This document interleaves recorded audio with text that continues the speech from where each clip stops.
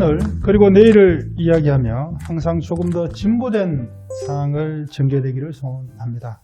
2022년 새로운 꿈을 꾸고 달려가고 있는 도시재생사업에 함께하는 활동가 분에게 존경과 고마움을 전합니다. 안녕하십니까. 1500 구독자 및 시청자 여러분, 문경시 월간 도시재생 이야기 2022년 첫 방송을 시작하겠습니다. 오늘은 정부와 지자체, 도시재생지원센터를 지원하는 전담기구에서 등대와 같은 방향을 제시해 주시는 아주 특별한 전문가를 모셨습니다. 스튜디오에 LH토지주택연구원의 도시재생 전담 지원기구 수석연구원이신 정책지원팀장으로 재무하고 계시는 이상준 박사님을 모시겠습니다. 안녕하십니까? 안녕하세요. 네. 흔쾌히 문경도시재생 이야기 초대에 수락해 주셔서 진심으로 감사드립니다.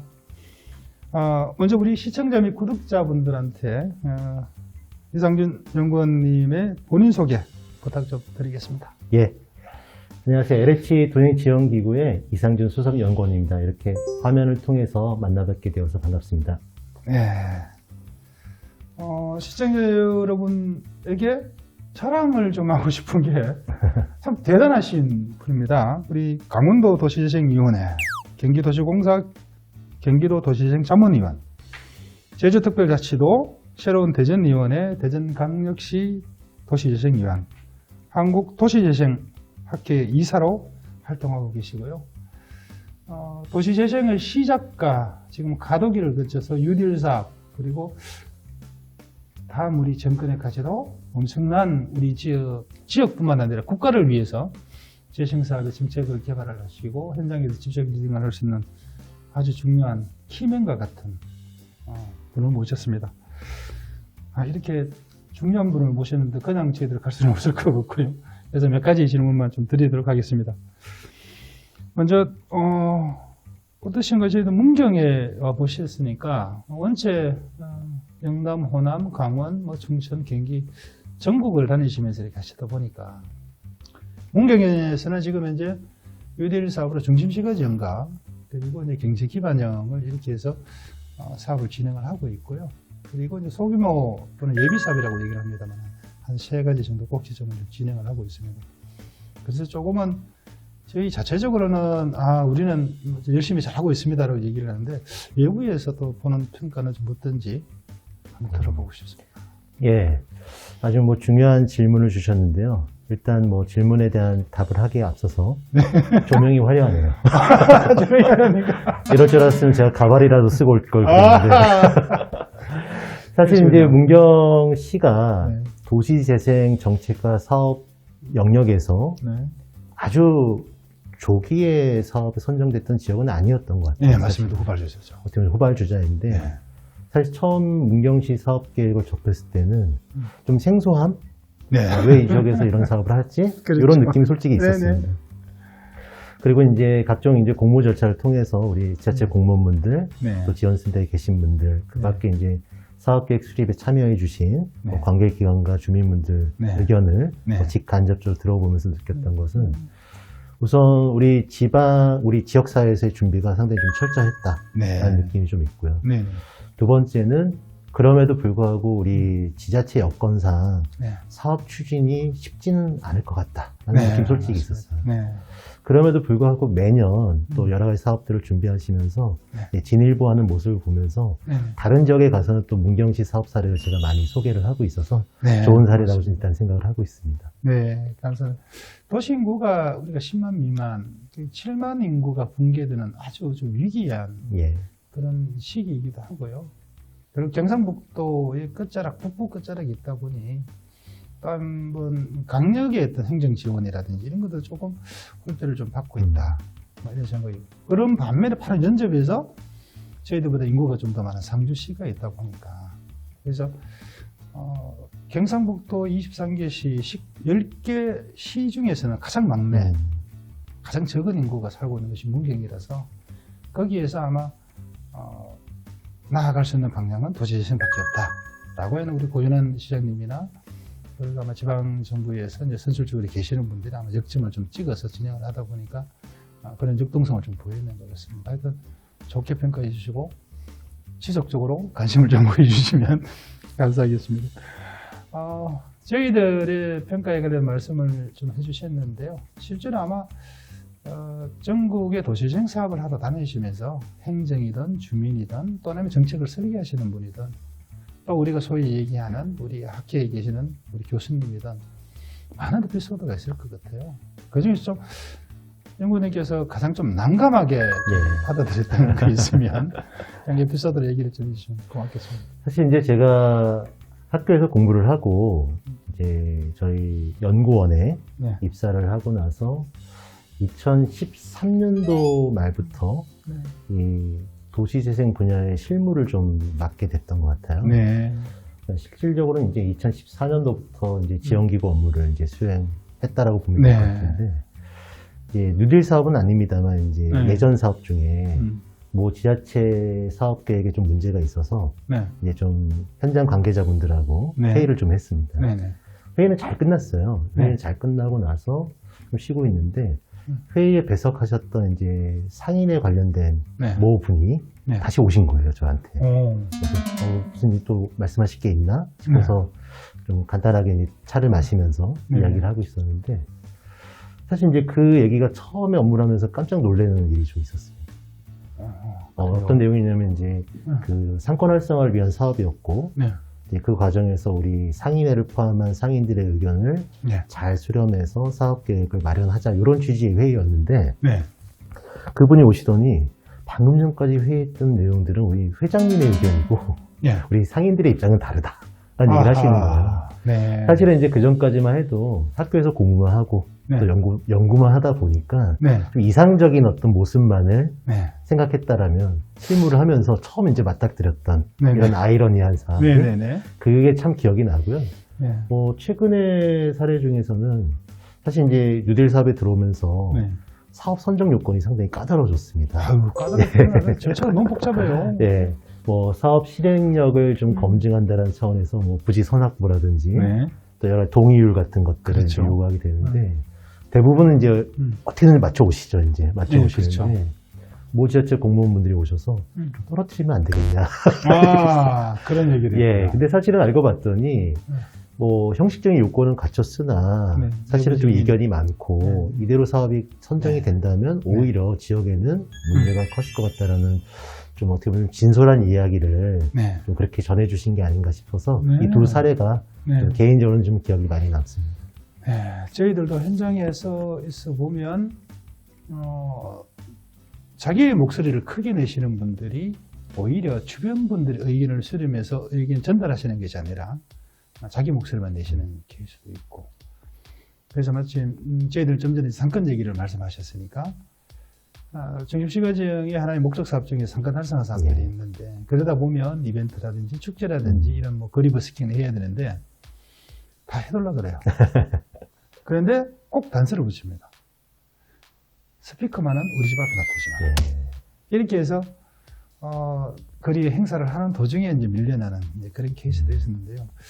일단 뭐 현장에서 우리는 답을 찾아야 되고, 현장에서 뭔가를 또 방향성을 좀 이렇게 같이 수기하고 토론하고 협의를 해야 되는 이런 내용들이 많이 있는데, 에피소드가 계속해서 묘알이 돼서 지금까지 오시면서 그 동작이은 되지 않았을까 예. 이런 생각이 듭니다. 네, 맞습니다.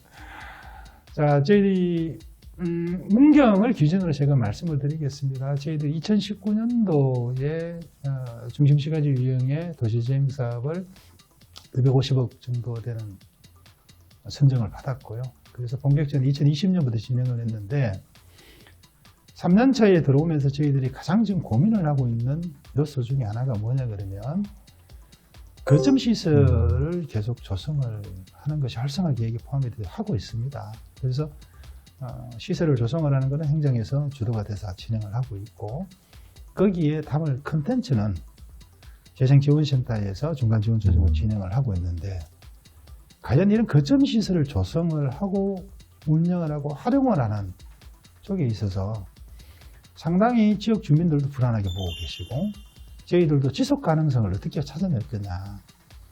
좋든 싫든 간에 재생사업에 지금 쓰고 있는 마정물 사업이라는 예산을 쓰다 보니, 활성화 계획의 마정물 사업이 끝나고 난 이후에도 거점시설 운영, 유지, 관리, 과연 이것이 주민들 중심으로 갈 수 있을까? 그런 고민을 많이 하고 있거든요. 그래서 혹시나 그쪽에 무슨 보관이나 또 아니면 다른 여러 지자체 다니시면서 또는 이미 먼저 했던 우리 선배라고 얘기할 수 있는 그런 지자체에서 거치준 조성한 이후에 어떻게 또 운영을 하고 있는지, 또 아니면 우리 LH 쪽에서는 그것도 담아서 어떻게 정책이나 제도에 반영을 하고 있는지 말씀을 좀 해주시면 감사하겠습니다. 상당히 중요하고 사실은 아직까지 이것이 정답이다라고 할 수 있는 내용은 좀 어려운 것 같아요. 네. 근데 이제 특히 도잉 뉴딜 사업에 들어오면서 또 종전과 다르게 거점 시설에 대한 어떤 사업 계획이 상당히 많이 강조가 돼 있고, 그렇죠. 또 거점 시설에 대해서 우리 마을관리협동조합 등을 통해서 스스로 관리 운영하는 기조를 상당히 강도 높게 정부가 펼치고 있습니다. 문제는 이 마중물 사업비가 살아있는 동안에는 시설도 만들 수 있고 또 프로그램 사업을 통해서 주체도 육성할 수 있고, 그렇죠. 또 사회적 협동조합 등의 형태로 관련 주체들에 대한 여러 가지 지원 등도 가능한데, 이 마중물 지원 기간이 이제 끝난 이후에 대한 대책이 과연 있느냐, 이게 이제 가장 큰 이슈일 것 같아요. 그렇죠. 물론 이제 아주 원칙적으로 설명을 드리자면은 이 정부의 보조 사업을 통해 지방 행정에서 재원을 마련해서 스스로 운영하는 것이 뭐 가장 이상적인 답안일 텐데요. 실제로 지방의 재정 여력을 고려했을 때 이런 그렇죠. 거점 시설에 너무 투입되는 취약하죠. 수많은 예산을 충분히 확보할 수 있냐는 또 현실적인 문제인 것 같습니다. 그렇죠. 일부 지금 지역에서 뭐 전체 사업은 끝나지 않았더라도 일부 거점 시설 등이 이제 준공이 되어서 운영을 하고 있는 사례들이 종종 나타나고 있는데요. 조금 이제 뭐 특정 지자체를 거론하기는 어렵지만 잘 운영되고 있는 사례들을 보면은 공통적인 사항들이 있더라고요. 첫 번째는 이 마중물 사업 기간 중에 해당 거점 시설에 대한 관리 운영을 우리 행정의 어느 부서가 할 것인지를 좀 사전적인 논의가 좀 진행됐다라는 부분이 있고요. 두 번째는 이제 타 부처의 예산 지원 사업들을 적극적으로 발굴하더라. 부처 연계 협업 사업적으로. 세 번째가 좀 어려운 문제인데, 가장 이상적인 거는 그런 공공의 거점 시설을 우리 지역사회 구성원들이 스스로 관리 운영하는 것이 가장 이상적이나, 실제로 이 시설의 종류 또 프로그램의 종류에 따라서는 주민들이 모두 다 하기는 어려운 것들이 꽤 많은 것 같아요. 그렇죠. 너무 전문 영역들도 있고. 그래서 좀 잘한 지자체 같은 경우는 행정이 조금 더 주도해서 관리 운영할 사업과 행정의 지원하에 주민 혹은 주민 등의 단체 등이 참여할 사업들을 초기 단계부터 나름 구분을 해 나가는 그런 과정들이 조금 공통적으로 좀 잘된 점이지 않을까 싶습니다. 다만 이제 정부에서도 이제 고민이 좀 있는데요. 특히 이 최근 2, 3년 사이에 코로나19로 인해서 사실 많은 지자체에서 시설을 준공하고도 정상적으로 운영이 좀 어려웠던 특수한 상황들이 있었던 것 같아요. 이런 것들이 이제 외부의 시각에서는 사실 또 다른 관점으로 이제 좀 그런 사실관계와 관계없이 또 좀 호도되는 경우도 있다 보니, 그렇죠. 우리가. 어떻게 보면 이제 또 행정의 입장에서는 좀 민감하게 관리를 할 수밖에 없는 그런 특수한 시기이기도 한 것 같습니다. 그래서 아마 부처 협업을 해야 되는 거든지, 그리고 행정과 타부처 간의 업무기관, 그리고 난 다음에 이걸 이제 주민들이 직접 할 수 있는 사업과 행정이 할 수 있는 사업과 이걸 좀 구분해서 좀 하셔야 된다는 말씀과, 그리고 마을관리 협동조합처럼 만들어서 하나의 그 운영의 주체가 공익적인 법인이 좀 사회적 경제 조직으로 갈 수 있다, 이런 말씀을 좀 해주셔서 저희들도 이제 뭐 그쪽 분야에 대해서는 그렇게 가는 게 맞다라고 얘기를 하는데, 사실상 행정관리로 계시는 분들은 관련되는 근거나 지침이 없으면 안 하시거든요. 그래서 금방 말씀하신 혹여나 이제 금년 2022년 이후에 혹여나 자치법규나 아니면 재규정 지침 가이드라인상에 그런 걸 좀 포함을 시켜서 공모할 때하고 선정된 이후하고는 지자체의 마음가짐이라든지 내용 자체가 다르거든요. 그래서 그런 쪽에 좀 반영을 해주십사라는 말씀을 좀 드리고요. 자연스럽게 한번 넘어가 볼게요. 이 자연스럽게 맞는지 모르겠어요. 3월 9일 하시죠? 어디 뭐 이거 10손가락 다 찍었나요? 아니면 5손가락만 찍었나요? 비밀 투표라. 그렇죠. 비밀 투표입니다. 좋듯이든 간에 이제 저희들 3월 9일 이제 대선을 치루었고, 당선인이 나왔고, 예. 그러다 보니까 이제 현 정부에서 이제 차기 정부로 정권이 이제 이양이 되는 이런 내용인데요. 새 정부 출범하면서 저희들 가지고 있는 좀 불안한 감들, 그런 좀 믿고 싶은 내용들, 듣고 싶은 내용들도 좀 있거든요. 그래서 도시재생 중간 지원 조직이 있는 뿐만 아니라 행정에서 있는 공직자, 지방 공직자분들도 똑같은 그런 마음을 가지고 불안하다. 왜? 앞으로 이제 한 달 뒤에, 6개월 뒤에 어떻게 이 제도가 바뀌고 예산이 바뀌고 지침이 바뀔지를 모르다 보니까 그런 얘기 나오는데 말씀을 좀 해줄 수 있는 것 같으면 예. 새 정부 들었을 때에 도시재생 이런 방향으로 가지 않을까라는 커닝 페이퍼 정도 말씀해 주시고 좀 부담스러우시다면 또 아니면 개인적 소견을 예. 좀 얘기해 주셔도 좋을 것 같습니다. 사실 이제 지난 대선 때 네, 선거 시기가 바뀌었죠. 그렇죠. 예. 그리고 이제 이번에도 이제 그 주기가 예, 맞아요. 연중에 오는 그렇죠, 예, 그렇죠. 상황이 되었는데 사실 이렇게 연중에 정부 교체가 이루어지는 게 좀 아직은 저희가 익숙치 않은 시스템. 아유, 많이 불편합니다, 지금 이제. 왜냐하면 이제 관련된 정책 어. 방향과 예산의 큰 틀은 사실 전년도에 이미 그렇죠. 결정이 되었고 그 뒤에 이제 동에 따라서 네. 정부가 교체가 됐을 때 과연 그 전년도에 결정한 사항들이 어떻게 음. 진행될지에 대해서 그동안 저희가 경험이 없는 거죠, 어떻게 보면. 그렇죠. 지난 이제 이번 정부 때는 사실은 이제 그런 고민할 틈이 없이 그냥 이제 그렇죠. 시기가 왔었고 네, 요번에 그렇죠. 이제 정상적으로 어떻게 보면 그렇죠. 인수위원회가 예, 생기는 부분인데 일단 전체적인 틀에서는 네. 이 도시재생 정책이라는 것이 특정한 정부나 혹은 정권의 전유는 아니다라고 생각을 하고 있습니다. 네.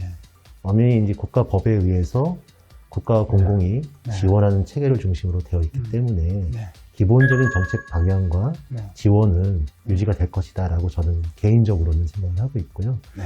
다만 이제 지난 정부에서 특별법이 만들어지고 네. 국가의 지원이 처음 시작된 것처럼 네.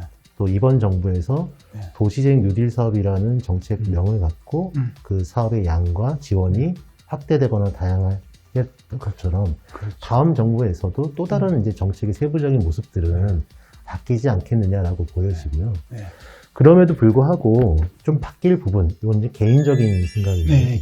철저히 개인적인 예. 생각입니다. 개인적인 생각임을 네. 말씀드리면은 사실 이 도시재생 정책이 처음 논의됐을 때는 지방 중소도시를 타겟으로 네. 논의가 되었습니다. 네네. 그리고 뉴딜 사업이 등장하면서 전국 단위로 또 수도권을 포함한 대형 도시들도 상당히 그 정책 범위에 포괄이 돼버렸죠. 그렇죠. 근데 최근에 잘 아시다시피 뭐 주택 공급 정책과 관련된 다양한 이슈들이 최근 2, 3년 사이에 있었고 또 그러한 기조들이 이미 이번 정부에서도 네. 도시재생 정책과 사업의 모습으로 많이 들어와 있는 상태예요. 그렇죠. 그리고 그 부분은 다음 정부에서도 더 강화될 것으로 누구나 다 네. 예측을 하고 있는데요. 네.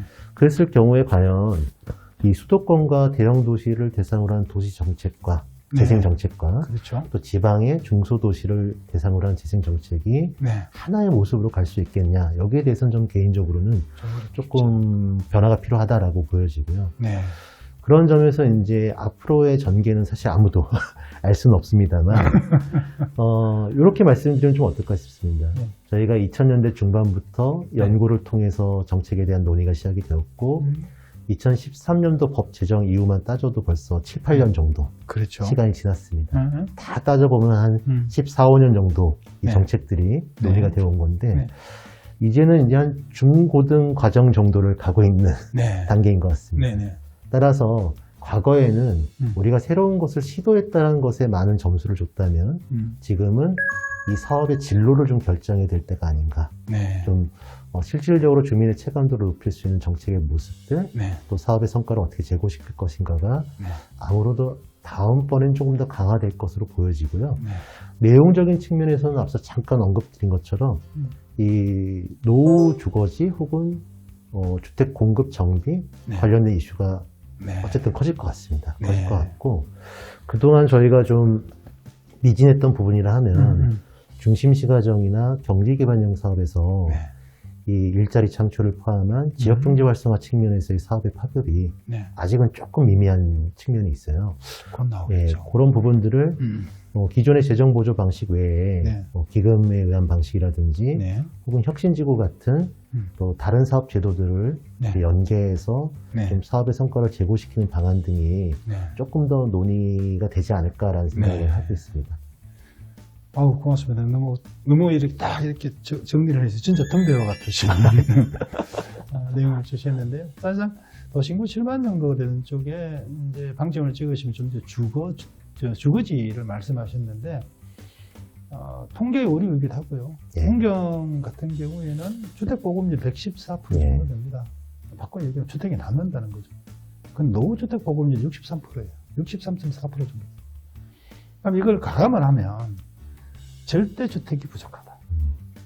그럼에도 불구하고 이게 이제 개인 사익에 관련되는 연관성이다 보니 도시의 경쟁력을 엄청 저하하는 내용이거든요. 마침 또 문경하고 수도권하고 가까운 이런 교통망들이 확충이 되고 2023년 12월이 되면 또 개통도 합니다. 서울역까지 한 1시간 한 9분 정도만 하면 갈 수 있는 아주 접근성이 좋아지는 내용인데요. 그러다 보니까 이제 수도권에서 이제 유턴하는 젊은 친구들, 기농 귀촌하는 친구들이 이제 문경 와서 살고 싶어요. 그런데 이 친구들이 살고 싶은 주거지는 우리가 알고 있는 현대식 건물과 현대식 주방과 이래 되어 있는 다세대 주택이라든지 이걸 원하는데 노후주택이 많다 보니까 지방에 있으니까 그냥 전원주택지와 같은 단독주택에 살아라. 이렇게 유도를 하는 것처럼 보여요, 지금. 우리 문경 지역 같은 경우. 그래서 현 시장님 같은 경우에 앞으로의 도시 재생은 주거지 정비다. 1번이. 두 번째가 주거지에서 조금은 소득 간의 격차를 완화해주는 도시가스 공급이다. 그리고 세 번째가 거기에서 누구나 우리가 대중교통을 확보를 못하니까 주차할 주차 공간. 이렇게 해서 주택 정비와 도시가스 공급과 주차장에 관련되는 내용을 아주 강조를 지금 많이 하고 계시거든요. 저희들도 이제 그렇게 번쩍을 가려고 하는데, 지금 현재 저희들이 가지고 있는 이런 지역의 어려움, 연구원님께서 말씀하셨다시피 아주 소도시와 그리고 어느 중도시 또 아니면 대도시와 같은 이렇게 인구에 관련되는 것 때문에 하는데, 뭐니 해도 사후관리 쪽하고 문제는 또 재정 자립도가 엄청 영향을 많이 미치거든요. 그래서 지금 계시는 분들은 마중물 사업으로 했으니까 지속 가능하도록 너희들이 알아서 운영을 해라라고 얘기를 하는데, 현재의 제도, 현대의 시의 규정에 의해서는 생활호소시 그리고 공익시설인데 여기서 영리사업을 해서 지속 가능성을 간다. 제도상으로 모순이 좀 있는 것 같아요. 그래서 이제 그런 내용들을 아마 연구원님께서 저희들 좀 제도 정비에도 좀 같이 좀 이렇게 반영을 좀 하고 지역 차별성도 말씀해 주셨으니까 잘 반영이 되지 않을까 이렇게 생각을 합니다. 예, 되게 좋으신 의견이고 핵심적인 사안 같아요. 뭐 두 가지로 압축될 수 있을 것 같은데 결국 이제 지방 중소도시에서는 이제 정주 인구를 포함한 관계 인구를 어떻게 확보하느냐가 상당히 중요한데 그렇죠. 저도 이제 좀 동감하는 부분이 그 수도권에서 지방으로 내려온 청년들이 원하는 라이프 스타일이 있을 거고 그렇죠. 익숙한 주거의 형태가 있을 텐데 너무 우리 지역에서는 지역에 있는 자산을 그대로 그분들한테 강요하는 것이 아닌가 싶어요. 맞아요. 예를 들면 이제 뭐 지방에 오시면은 처음에는 조금 더 익숙한 아파트 형태의 주거가 편할 수 있고 거기서 어느 정도 정착이 되면은 조금 더 전원주택 같은 형태로 이제 넘어갈 수가 있을 텐데 그런 좀 주거를 제공하는 형태도 이분들이 정착하는 어떤 단계에 따라서 좀 세분화된 어떤 공급 방안 혹은 유도 방안 등이 있어야 될 것 같고요. 또 약간 여담을 말씀드리면 제가 지방에 가서 청년분들 만나서 일자리 창출을 막 말씀드리니까 이런 얘기를 하더라고요. 왜 지방에 있는 청년들은 꼭 일자리를 만들어야 되냐. 우리도 좋은 카페 가서 커피 먹고 그렇죠. 문화. 맛있는 맥주도 먹고 또 뜻이 맞는 친구들하고 또 여러 가지 놀이도 하고 싶다. 그러면서 우리 또래 청년들을 대상으로 내가 할 수 있는 사업들 그 사업들이 공공의 약간의 지원이 있다면 우리도 참 재밌을 것 같다라는 얘기를 하시더라고요. 그래서 어떻게 보면 이제 센터장님이나 저희 같은 네. 기성세대들이 네네. 우리 청년들한테 너무 일만 해라라고 강조하고 그런 있는 것 것은 같아요. 아닌지 한번 생각을 해봤고요. 마지막에 이제 주셨던 그 의견이 상당히 좀 어려운 것 같아요. 저희가 마중물 사업을 통해서 뭐 저희 법상으로 보면 주민공동이용시설이 만들어지는 거죠. 그렇죠. 그리고 공유재산법에 따르면 결국 이제 공공의 재산이 되는 그렇죠, 형태가 그렇죠. 되는데 네. 크게 보면은 이제 관리 위탁과 사용 수익의 형태로 그 시설을 저희가 쓸 수 네네, 있습니다. 맞습니다. 근데 이제 그 과정에서도 실제 계약을 할 때는 어느 정도 공익성을 담보한 단체하고만 또 계약을 하게 돼 있는 거죠. 그렇죠. 근데 문제는 이제 정책의 전체적인 모습을 보면은 그런 네. 공공시설을 활용해서 네. 스스로 자립할 수 있는 어떤 기반들을 갖춰라라는 이제 모양새로 네. 되어 있는데 방금 지적하신 것처럼 네. 사실은 관련법이 상당히 엄격해요. 아, 그러니까요. 네, 엄격하고 물론 이제 현재 상황에서 가장 무난한 방법은 관리 위탁을 받아서 일정 부분을 이제 전대 형식으로 전대행식. 운영을 해서 이제 수익을 발생시키는 것이 그나마 가능한 방법인데 사실 여기 큰 앞에 전제가 붙어 있죠. 공익성 이런 그렇죠. 전제가 있다 보니 어디까지가 공익성이 있는 영리 활동인지가 네. 사실은 이제 합의된 개념들이 없는 것 같아요. 그렇죠. 그러니 가미로 좀 해석해 주면 좋고. 예, 약간 우리가- 뭐 담당자의 재량에 따라 많이 달라지다 보니까. 네. 그래서 이제 최근에 조금 앞서 나간 지자체들을 보면은 네. 저희가 활성화 지원 조례가 있잖아요. 네네. 근데 그 조례 말고 이 준공 이후에 관리 지원 조례를 네네. 별도로 만드는 경우들이 있더라고요. 네. 그래서 이 거점 시설에 대해서 네. 이 관리 위탁을 포함한 이 운영 방안을 어느 정도까지 할지에 대한 물론 뭐그 조례가 완벽하진 않지만 계략적인 지침과 기준 등을 정비하고 있는 사례들이 최근에 조금 나오고 있는 것 같습니다. 저도 최근에 보니까 수원시가 보니까 도시재생 거점시에 사후관리에 관련된 예. 별도의 절가장 조례를 만들어서 지금 이제 공시가 되어 있고 거기에 맞춰서 좀 움직이시는 케이스가 있어서 계속 저희들 문경에서는 이제 그런 데는 좀 서치도 좀 하고 자문도 좀 받고 한 번 더 모셔야 될 것 같아요. 한 번 더 모셔서 전문가 소견을 좀 듣는 이런 제 같은데요. 저희들이 아마 궁금한 내용은 아마 오늘 이런 프로그램을 통해서 이제 다 담아내기는 좀 한계가 있을 것 같습니다. 하지만 계속해서 저희들한테 응원해 주시고 지지해 주실 것을 믿고 있고요. 그래서 그것들을 우리 지역 도시재생 활동가분들이 사실상 이제 고용 문제라든지 아니면 앞으로 안정성 문제라든지 그다음 업무에 대한 어떤 전문성 문제라든지 주변에서 어떻게 뭐 케어를 한다거나 아니면 육성을 한다거나 아니면 이렇게 그 사람들은 좀 안정적인 포지션이 잘 없거든요. 거의 대부분 다 헌신하고 계시고 그리고 이 일이 좋아서 하시는 분이 많은 분들이 활동가 분들입니다. 그분들한테 좀 응원과 격려 마무리 말씀 좀 해주시면 감사하겠습니다. 예. 우선 전국의 중간 지원 조직에 종사하시는 우리 지원센터 종사자분들 또 다양한 형태로 활동하시는 활동가분들께 이 자리를 빌어서 감사의 인사 다시 한번 드리도록 하고요. 우리 재생사업을 하면서 저도 어쨌든 중간 지원 조직에서 일을 하고 있는데요. 일을 하다 보니까 배워야 될 게 참 많더라고요. 제가 연구만 할 때는 바른 방향, 옳은 것만 얘기를 하면 됐었는데 실무를 하다 보니까 아무리 방향이 맞아도 실제로 법과 제도로 만들어지는 데는 여러 가지 논의할 것들도 있고 안 되는 이유가 더 많더라고요. 네.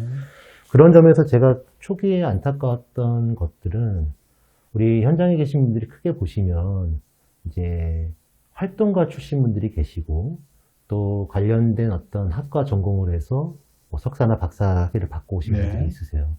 그 외에도 여러 가지 이제 배경을 갖고 계신 분들이 많지만 크게 보면 이제 두 부류로 나눌 수가 있을 텐데 활동가 분들은 어떻게 보면 이제 어떤 정책과 의지, 뭐 더 나아가면 이제 시민사회 운동의 개념이 또 크시고 그렇죠. 우리 또 석박사 출신 분들은 이제 학술적인 어떤 이론적 배경이 크십니다.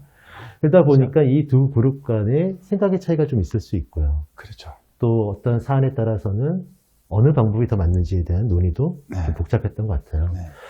근데 또 반대로 보면은 우리 활동가분들이 갖고 있었던 어떤 경험들, 네. 또 우리 석박사 과정을 나오신 센터원분들이 갖고 있는 학술적 전문성들이 네. 센터란 조직을 통해서 하나로 역량이 직결됐을 때 네. 지원 업무가 훨씬 더 효율적으로 또 의미 있게 전달된다고 저는 생각을 하고 있습니다. 네. 그런 점에서 이제 앞으로도 많은 활약을 부탁을 드리고요. 최근에 이제 뭐 여러 가지 도행 사업에 대한 부정적인 평가들이 많아진 것이 사실인 것 같아요. 네. 뭐 그 부정적인 평가가 실제로 사실이냐 아니냐를 떠나서 어쨌든 외부의 시각이 그렇게 곱지만은 않다라는 것이 안타까운 현실입니다. 그 과정에서 이제 저희가 전국에 한 500여 곳의 지원센터가 현재 설치 운영되고 있고 네. 대부분 상당히 좀 열악한 환경에서 근무를 하고 계신데 맞습니다. 그분들 입장에서는 사실 이 정부의 정책이 바뀌게 되고 거기에 따라 여러 가지 제도가 변화됨에 따라서 정책에 대한 걱정도 있지만 사실은 개인으로서 또 직장인으로서의 고민이 커질 수밖에 없는 시점인 것 같아요. 그렇죠.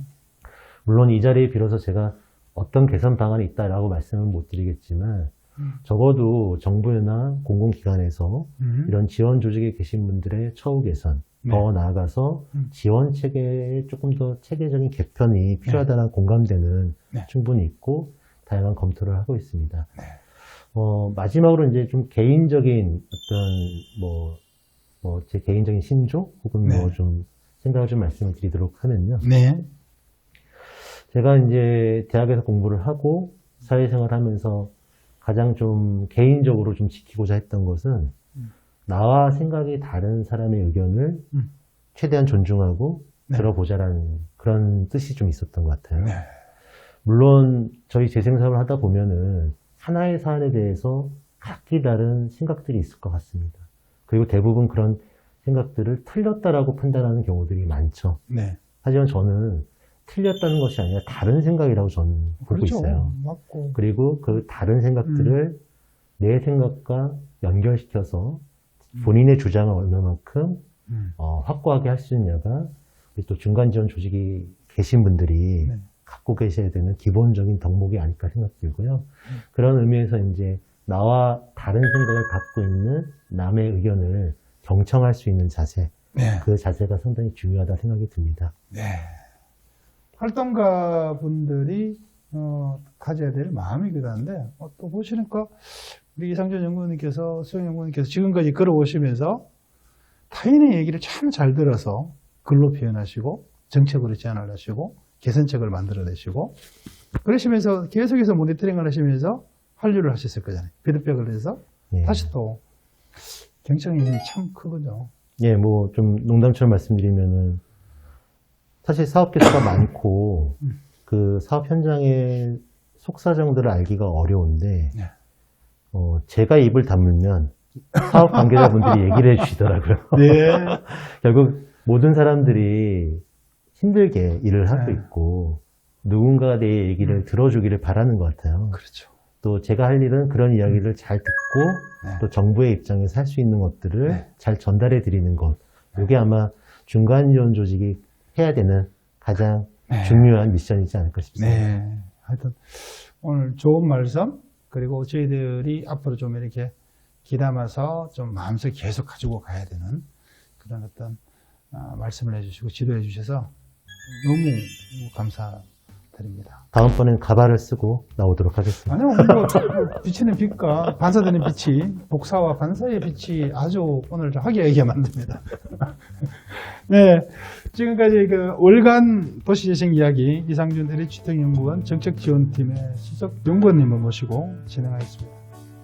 국내 시민 여러분, 구독자 및 시청자님을 대표하여 거듭 금일 출연과 진행에 감사의 인사를 드립니다. 고맙습니다. 예, 감사합니다.